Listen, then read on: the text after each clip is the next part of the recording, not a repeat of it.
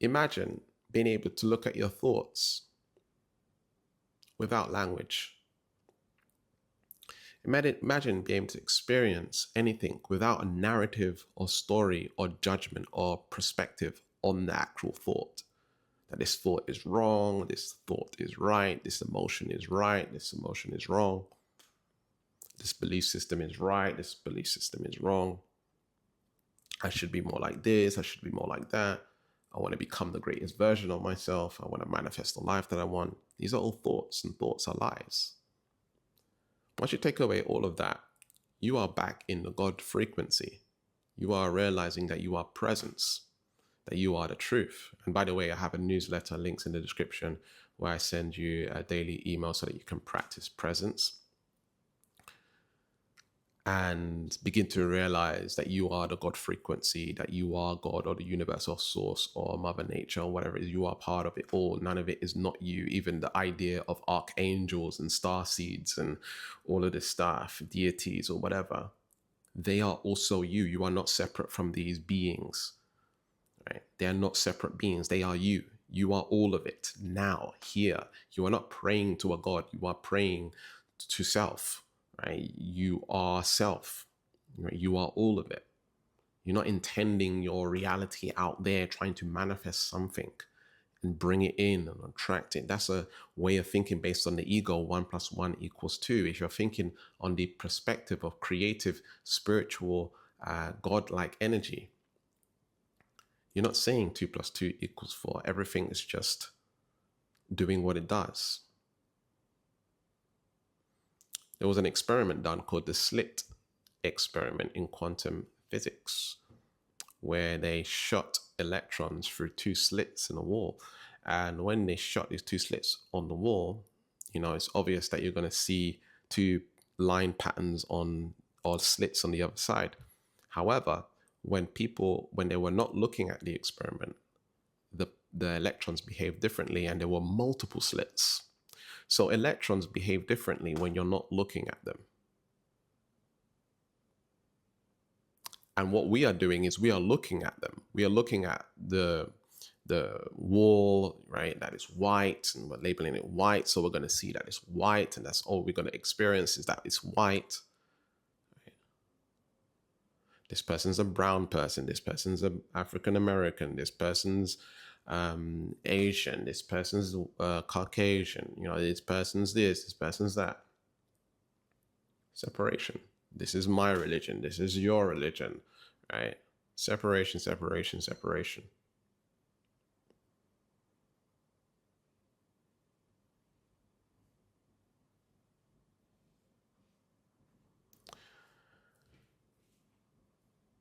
We have to begin to realize and awaken to the idea that there's no difference between me and this wall, right? There's no difference between me speaking right now and you hearing me right now.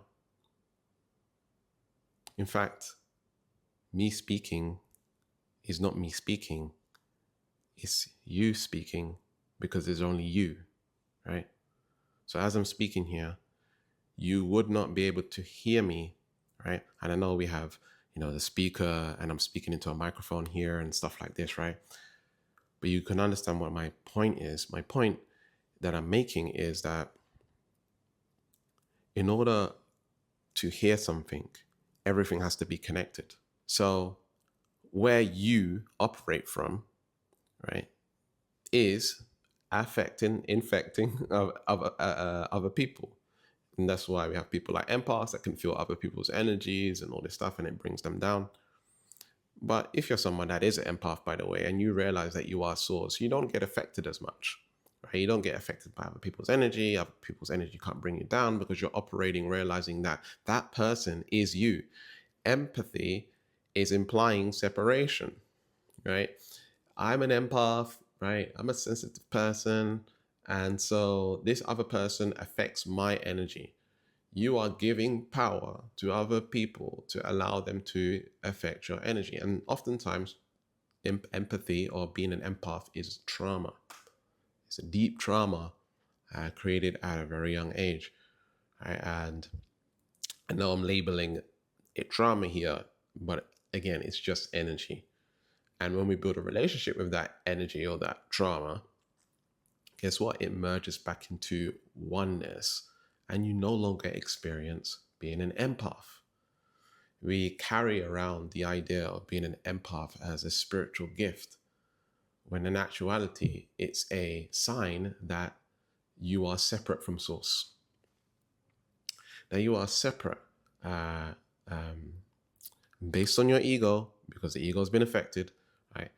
There's a separation between you and the thing, and then we label it, and then the labeling of it creates the separation, and then you identify with being this particular person, right? When we no longer identify with anything, even the idea that you are God, right, or you are the universe, or you are source, when we stop identifying of being anything, that's the only time we can merge into everything, right? So even the idea of saying that you are God puts you into one place. It puts you into uh, one single focus, when in actuality, it's not one single focus. It's all that is. And so it's breaking free from concepts and ideas and perceptions and whatever. And again, what I'm saying to you is not for your brain to understand. It's for your brain to let go of all of these narratives and stories and beliefs and ideas. It's not for your brain to learn something, right? And so your mind is lying to you always, every single time, without fail. See it, become present with it, become aware of the brain, aware of the ego. We're not gaslighting ourselves. We're not suppressing emotions here. We're not trying to push our feelings, our emotions away. We're not trying to treat ourselves bad, suppress, or anything. We're not trying to do any of that. We're saying that actually none of it is true or accurate. Maybe accurate's a better word. And I don't need to believe in my thought. I don't need to believe in my emotion. But then, Gavin, like, I work a job. I need to have thought. I need to, be practical about, I need to plan stuff and do whatever it is. I can tell you, in presence, when you eliminate the identity of being a me, the identity of being, oh, I am a Gavin and I'm in this body and I speak and I talk and I communicate with people and I have a job and I do all this stuff. Once you break free from that, you planning stuff, taking action on stuff, doing your job, doing all that stuff happens magically.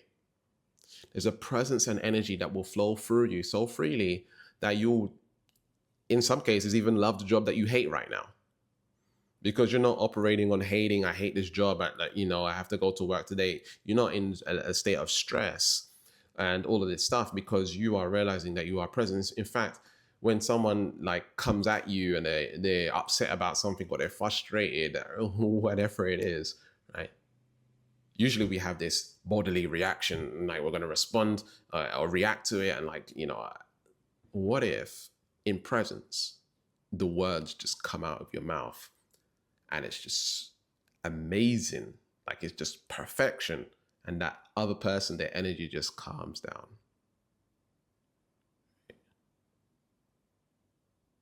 It just calms down and they're like, oh, that made me feel better, right? Or whatever it is. There's an energy that can come through you where you are not operating anymore. I know this will sound a little bit scary from a lot of people's egos, even mine, where you, as you know it, completely disappears. It can come back every now and then, but for the most part, you're allowing yourself to be God. You're allowing yourself to be source. You're allowing yourself to live as the truth. And you're allowing just life to happen. Just like an animal's it's just doing its thing. A baby is just doing its thing, like it's playing. It's not thinking I should go and grab that block of toy. I should, go over here and do this. The baby's just doing what it's doing, right? Now, obviously we have some conditioning and we've learned some programming, right? And that programming and that habit building, brushing our teeth and, cooking or whatever it is, we know we disappear sometimes when we're driving the car home, and we don't even know how we got home. We don't even remember. We know that we can be cooking a meal and we don't even remember that we cooked the meal, right? We've disappeared, and we sometimes we're thinking about stuff, but sometimes we are in a complete presence. We're just there enjoying the ride, enjoying the view. We disappear, right?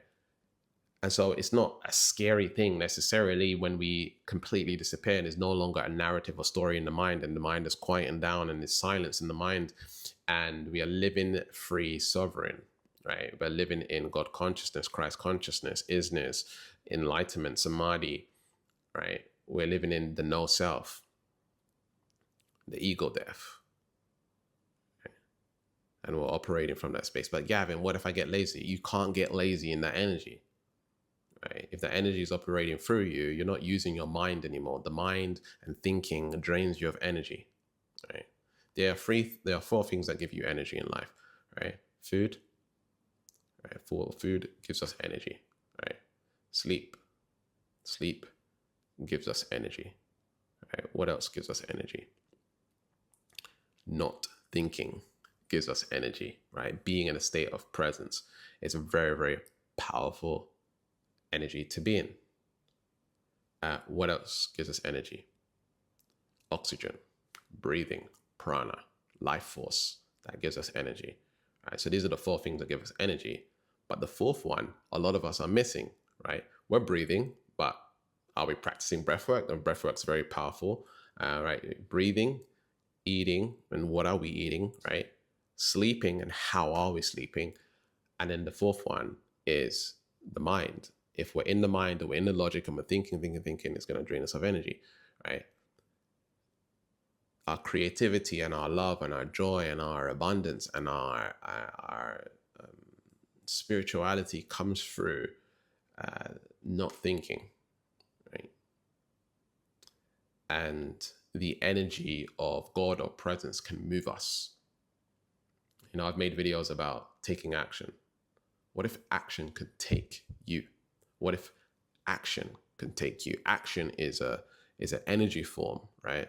It's an energy form, and I'm using a label here to just describe it to you. But action is an energy form that is naturally moving through you always. Your body is always taking action. Your heart's always beating, right? There's all these cells that are taking, and organisms taking care of you right now. There's so many functions happening in your body. That is action taking you. But on a logical sense, in our real practical world, we're not letting the organism of life, the world around us, let us take action, or God, should I say, the presence, allow us to take action towards our goals, or whatever it is we want to manifest, or our purpose work, or whatever we want to do, right? So we can be free of the stress, the suffering of the mind, and we can manifest our reality from that beautiful state of presence. So if you would like to practice presence more, again, you can sign up for the newsletter, links in the description. And remember, your thinking is a lie. And once you realize it more and more, and that your emotions are a lie, then you step into the idea that all energy, everything just is, right? Just is. And we less and less experience suffering, and that will set us free. So see you in the next video. Peace.